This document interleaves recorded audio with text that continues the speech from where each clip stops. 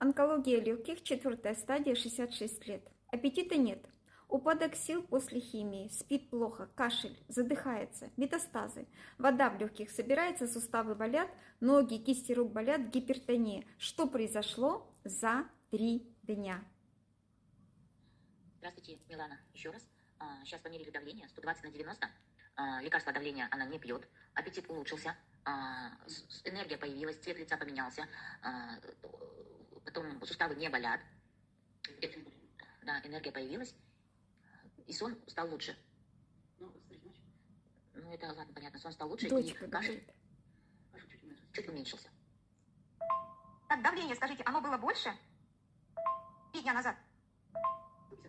Давление 160-150 поднималось, но в течение 3 дней, как мы начали принимать клеточное питание, мама даже давление не мерила. И вот сейчас померила ей 120 на 90.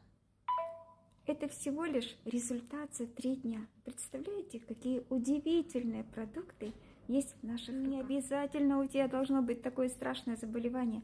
Клеточное питание помогает при всех проблемах.